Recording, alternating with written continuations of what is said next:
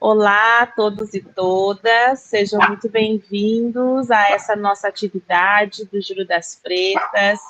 Eu sou Alba Cristina Salatino, assessora de Relações Étnico-Raciais do IFRS, e a gente programou essa atividade aqui junto com o projeto Afrocientista para falar, conversar um pouco sobre o Júlio das Pretas, essa data tão importante que se aproxima, 25 de julho.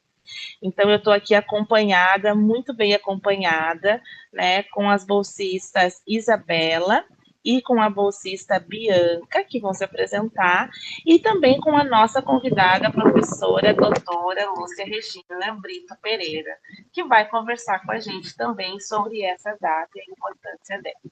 Então, essa atividade, essa vai ficar gravada, né? Então, fiquem à vontade para ver e rever, porque vai ser uma grande aula. Bianca, por favor, a Bianca vai me ajudar aqui na mediação dessa noite. Olá, tudo bom? Eu sou a Bianca, bolsista do Afrocientista e também estudante do FRS Campus Viamão. Agora passo a palavra para a Isabela, nossa convidada. Boa tarde, eu sou a Isabela Graboski Correia. Eu também sou bolsista do projeto Afrocientistas. Eu também sou estudante do Campus Viamão, eu sou estudante do curso técnico em meio ambiente, integrado ao ensino médio. E eu vim aqui hoje para falar sobre um trabalho meu, que foi o meu trabalho que foi apresentado na Mostra de Viamão no ano passado, 2024, que chama A Invisibilidade da Mulher Negra nos Movimentos Artísticos e Sociais. E eu fiz esse trabalho mais como um expositivo, assim, porque eu queria que as pessoas conhecessem as artistas que a gente conheceu dentro do projeto no ano passado. Eu observei, assim, né, estando dentro do projeto nesse último ano e nos anos anteriores, que nós que estamos dentro do projeto Afrocientista temos acesso a muito mais informações e arte e figuras, né, que a gente que está no ensino médio, quem está no ensino fundamental, às vezes também não vê. E eu queria que as pessoas conhecessem essas mulheres, conhecessem essas artistas negras que estão presentes tanto nos movimentos artísticos quanto nos sociais. E eu fiz esse trabalho mais para incentivar, né, o pessoal que assistiu a apresentação, que estava na mostra, até quem não estava, a consumir o trabalho dessas artistas e também apoiar a nossa cultura nacional, né? Não só os homens, não só as mulheres, mas todos os artistas negros e negras que a gente tem no Brasil. Eu usei algumas artistas específicas de referência, né? Como a Sueli Carneiro, a Djamila Ribeiro, a Negra Jaque, que é uma rapper aqui do Rio Grande do Sul, aqui de Porto Alegre, a Conceição Evaristo e a Maria Auxiliadora. Mas existiam muitas outras artistas, né, que eu queria ter mencionado no trabalho e que eu tive que me policiar um pouco, ainda mais pelo tamanho do trabalho, pelo tamanho pelo tempo que a gente teve de pesquisa, né? O que a gente mais fez, assim, para pesquisar, para o trabalho e para o projeto em si, foi ler sobre essas artistas e consumir as obras delas e poder ver o que elas têm a dizer sobre ser mulher negra no Brasil, né? Porque era o que importava para a gente saber o que elas têm a dizer sobre ser negra e sobre ser negra no Brasil. Era o que a gente queria saber e foi o que a gente conseguiu. E apresentar essas mulheres no Afrocientista e na mostra foi uma coisa muito gratificante para mim, porque eu consegui ver e observar o quanto a gente sabe pouco, o quanto as pessoas queriam saber mais e às vezes não tem essa ferramenta de acesso. Ai, por onde eu começo? Quem eu deveria conhecer? Quem eu gostaria? Quem seria interessante eu conhecer? Quem vai me levar a quem? Como eu vou chegar lá? Às vezes falta essa ferramenta, não só a vontade, mas por parte dos professores também. Falta essa vontade, assim, de ai, nossa, vou apresentar para vocês. Mas para ser, eu quis ser bem rápida, assim mesmo. Foi mais para mostrar mesmo, olha, elas estão aqui, elas têm trabalhos maravilhosos, elas são relevantes, e eu quero que vocês conheçam, eu quero que vocês se interessem, eu quero que vocês vejam o que nós temos aqui e o quanto vocês não têm vontade de ver. o quanto vocês fecham os olhos para as nossas artistas, para as nossas mulheres, porque a gente vê mulheres negras em todos os lugares, a gente vê elas nos mercados, a gente vê na rua, e a gente não vê no lugar de representação, né? A gente não vê elas em cargos de poder, a gente não vê elas como artistas de destaque. As nossas mulheres negras, nossas artistas negras são muito mais valorizadas fora do Brasil do que dentro do Brasil. E eu queria que as pessoas percebessem isso, eu queria que elas vissem o quanto a gente fecha os olhos para essa questão. Então, Thaisa, muito obrigada por ter compartilhado o teu projeto com a gente, no trabalho. É incrível saber mais um pouquinho dele, mais aprofundado, assim, né? E agora a gente tem hoje apresentar nossa outra convidada, a doutora Lúcia Regina Brito Pereira, historiadora com mestrado e doutorado pela PUC, referência nacional nas áreas de educação, relações étnico-racial e história afro-brasileira. Você tem uma longa trajetória no ativismo e na formação de professoras. Seja muito bem-vinda, dona Lúcia, e é uma honra te ter com a gente hoje. Boa tarde, meninas. Obrigada pela apresentação. Parabéns, Bianca, parabéns, Isabela, pelo trabalho, que é extremamente significativo. E é o início, não é, de uma descoberta que tu vai ver que não tem fim, não é? Então, o que eu vou falar, um abraço para a professora Alba também, e eu vou falar um pouquinho de mim. Não é? Então, eu sou professora aposentada da rede estadual, da rede municipal de Porto Alegre, sou doutora em História pela PUC, como a Bianca já falou, e vou fazer um pouco do histórico desse Júlio das Pretas. Que diabo é isso, afinal? Não é? Por que a gente tem um Júlio das Pretas? Por quê? Porque nós, mulheres, somos mulheres negras, nós somos a base de todas as exclusões. Nós estamos esquecidas, nós fomos esquecidas como movimentadoras da história, como participantes da história. E assim como a Isabela falou, tem um monte de mulheres que são protagonistas, não é? São protagonistas do seu fazer, e também elas contribuem para a ascensão, para o acolhimento de outras pessoas, não só mulheres, mas como das suas famílias não é, biológicas, e a família, aquela agregada, que é bem característica das famílias negras. Tá? Então, assim, é o Júlio das Pretas, marcar, e esse dia ele marca como, não é? Então, como? Por que o Júlio das Pretas? Então, essa data foi estabelecida, né, como, pode passar como o Dia da Mulher Negra, Latina, Americana e Caribenha. Tá? Vocês vão ver várias denominações, não é, sobre esse dia. E essa ideia nasceu, então, lá no primeiro encontro de mulheres afro-latino-americanas e afro-caribenhas, lá em 1992, na República Dominicana.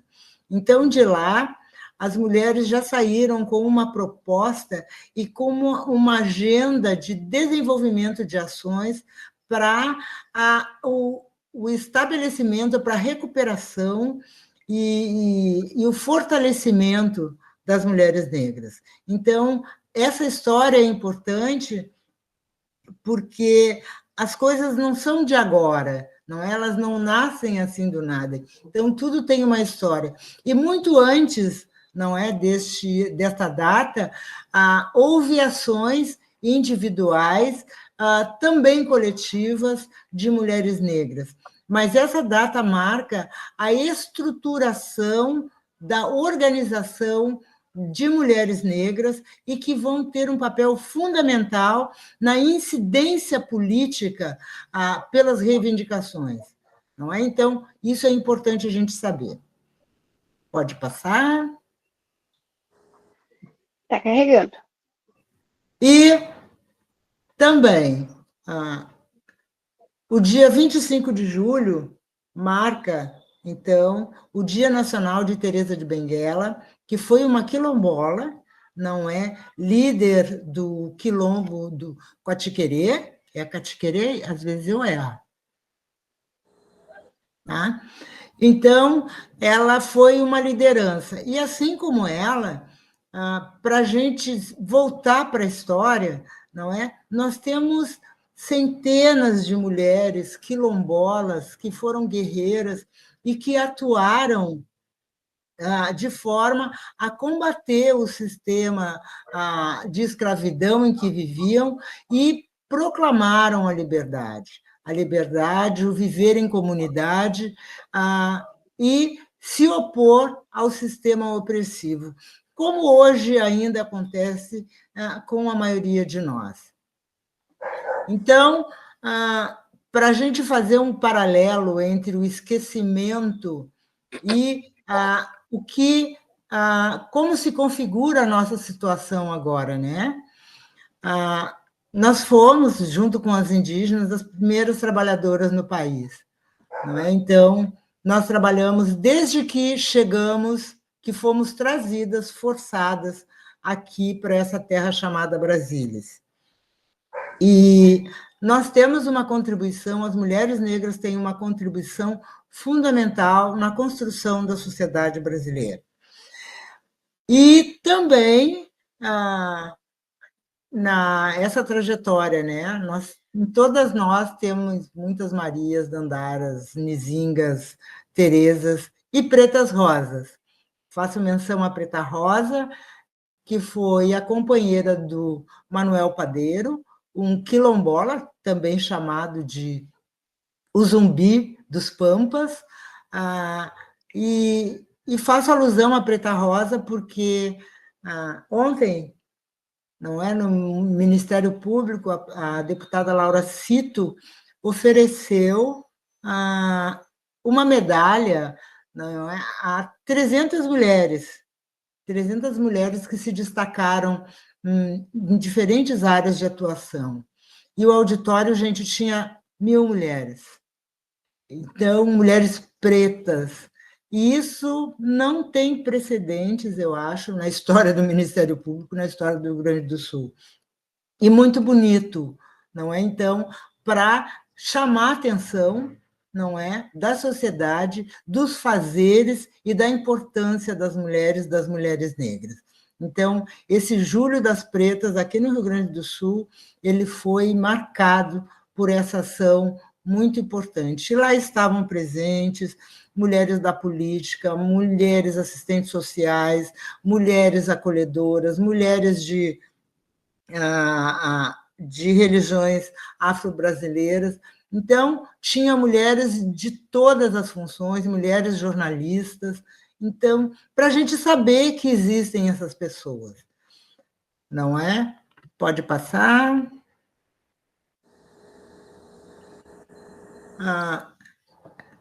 E aí, lembrando, né? Então, os nossos passos vêm de longe. Essa é uma foto antiga de uma das manifestações da Semana da Consciência Negra, não é? Onde as primeiras mulheres que aparecem ali, não é, no primeiro plano, são integrantes de Maria Mulher, Organização de Mulheres Negras, uma das instituições de mulheres negras mais antigas do país, não é? Uma das primeiras nessa história recente.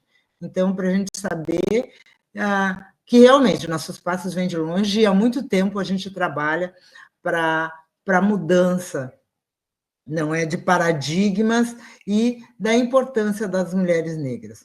Uma outra questão que eu gostaria de falar, principalmente para o ensino médio, não é? Então, usando o símbolo de Sankofa, de olhar para trás, um exemplo, quando a gente trabalha com uma feira de ciências, não é? O que é muito comum na educação básica, né? O que aparece nessa feira de ciências? A gente traz para essa feira de ciências os conhecimentos africanos de história, de matemática, de sobre maquiagem, não é? Onde nasceu a maquiagem, qual era o objetivo da maquiagem das mulheres egípcias, o Egito, que foi uma das primeiras organizações complexas, organizadas da história da humanidade. A gente traz essas questões, não é, para as feiras de ciências.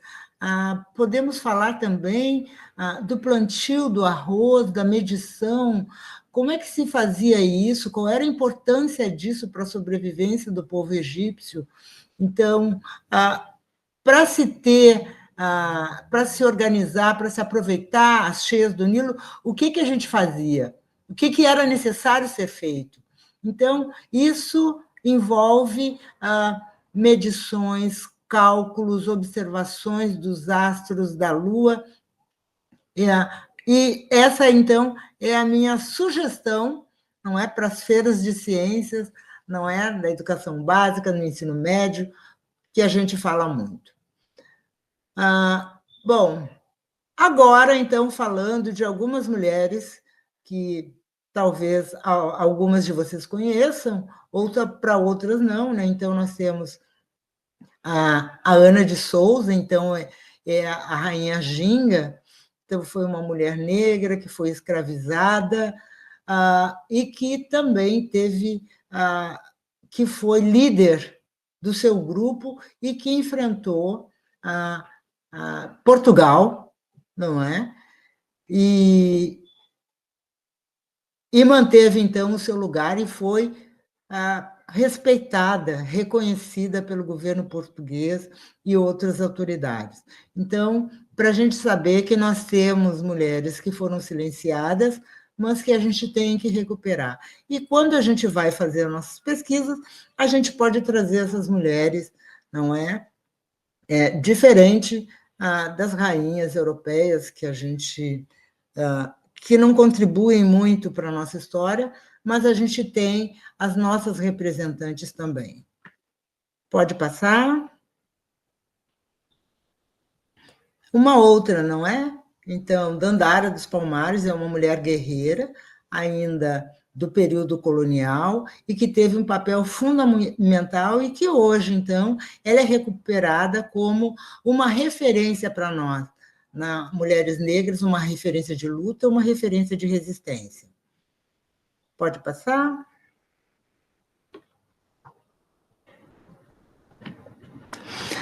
Nós temos, então, Luísa Maim, que é também uma das mulheres representantes de luta, que foi, então, retratada no livro de Ana Maria Gonçalves, não é? A nossa mais nova imortal da Academia Brasileira de Letras. Então, a história dela foi retratada no livro Um Defeito de Cor, que todas, na medida do possível, deveriam ler, porque é um resgate histórico, mesmo sendo um romance, é um resgate histórico sem precedentes. E eu sugiro a todas que leiam essa história, porque, com certeza, em algum momento dela, a gente vai se encontrar, a gente vai se sentir muito próxima daquela vida de uma mulher, não é? Que foi mãe de Luiz Gama, não é? O nosso advogado, que era um rábula, né? Ele não era um advogado formado, mas que, com seus conhecimentos, ele proporcionou a libertação de centenas de pessoas. Então, isso é uma história extremamente importante para a gente recuperar e disseminar.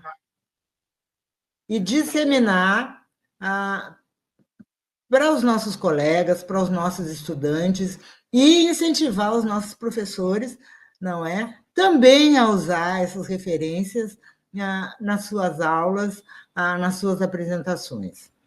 Pode passar. Então, mais recentemente, nós temos Antonieta de Barros, não é? Que foi a primeira parlamentar do Brasil. Ela foi, então, deputada em Santa Catarina. era professora, dava aulas particulares, e se tornou deputada. Então, na área da política, é importante a gente pensar que nós, mulheres, hoje, somos 28% da população brasileira. Aliás, nós somos o maior grupo, não é, da população brasileira.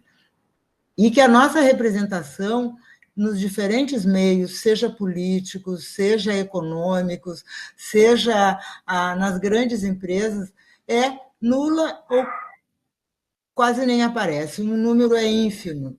Então, quando a gente tem consciência do nosso número, não é, dentro da sociedade brasileira, a gente tem possibilidade de pensar, bom, se a gente é o maior grupo, o que é que nós temos que fazer para esse grupo também se expandir e aparecer nas diferentes áreas da sociedade.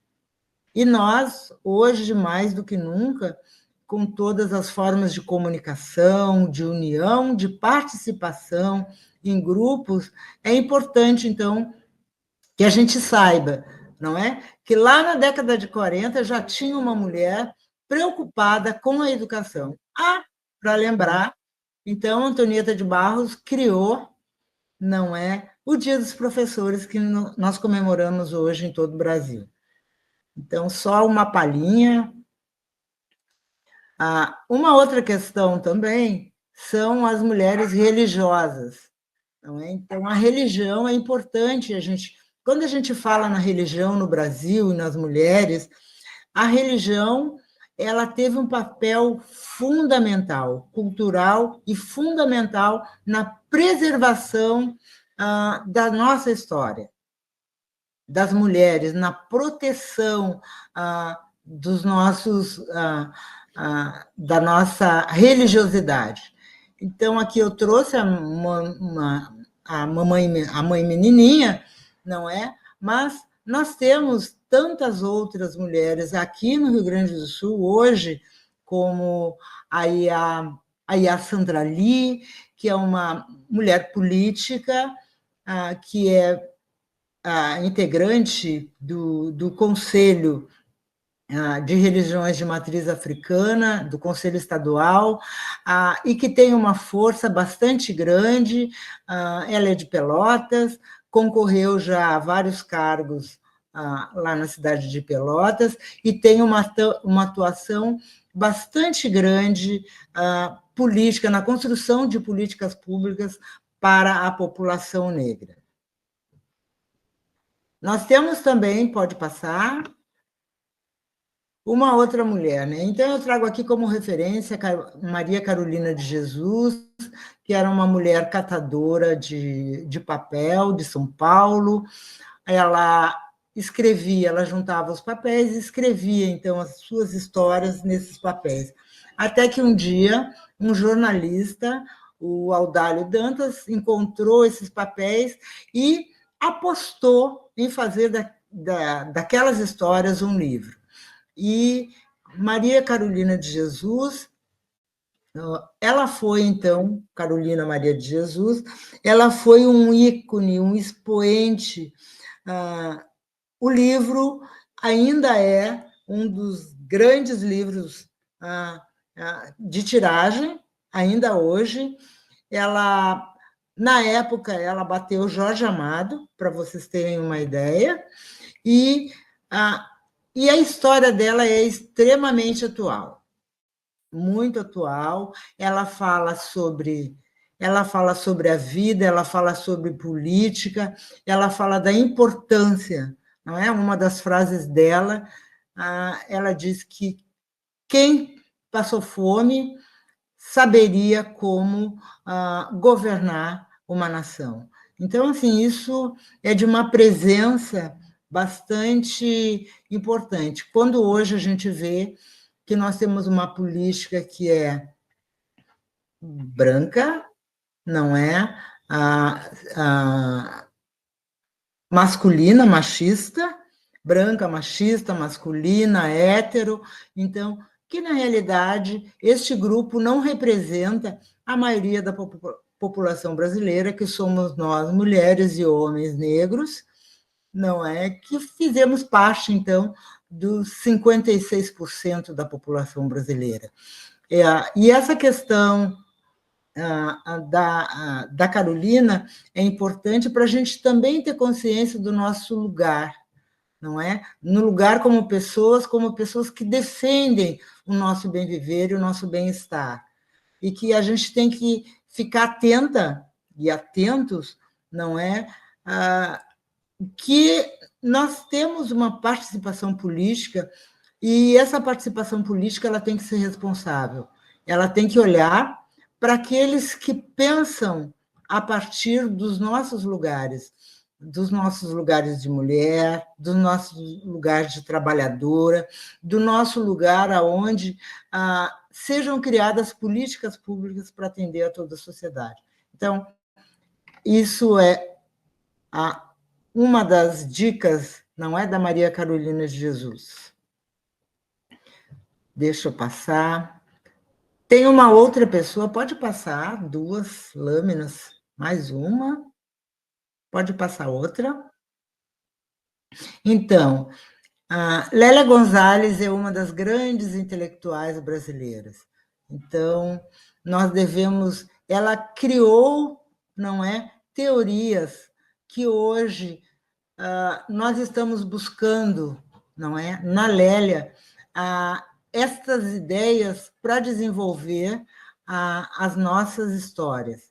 Porque, por bastante tempo, diziam, bom, não tem como falar sobre população negra porque não tem teóricos. Não, nós temos teóricos, nós temos Lélia Gonzalez, nós temos Luísa Bairros, nós temos Sueli Carneiro, como a Isabela já falou anteriormente, e um sem número de outras intelectuais de todas as áreas, filósofas, assim como Djamila Ribeiro, assim como Maria Conceição Lopes Fontoura, que é nossa gaúcha, e que pensou também, a Luísa Bairros era uma mulher gaúcha e que foi conhecida nacionalmente, chegou a ser ministra de Estado e reconhecida, então, nacionalmente, pela sua intelectualidade, pela sua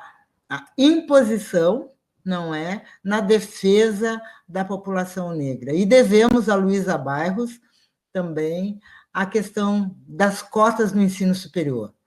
Então, isso é deveras importante, não é? E, assim, no Rio Grande do Sul, ou as mulheres do Rio Grande do Sul são lançadoras, então, de políticas públicas reais, não é? Para a população negra.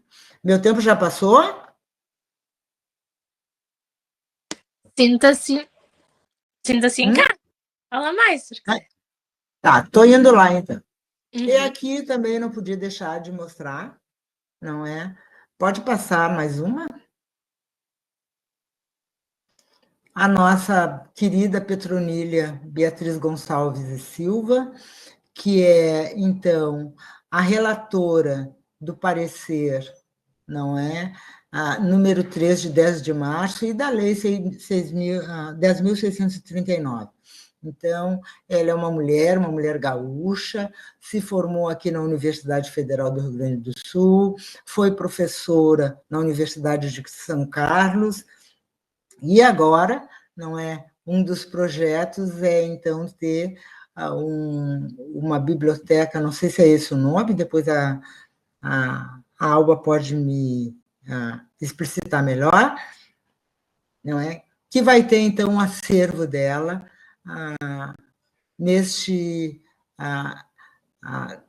nesta biblioteca, pode-se dizer assim também. Então, ela é doutora honoris causa, não é, da Universidade Federal, que fez essa homenagem para ela o ano passado. Pode ir passando.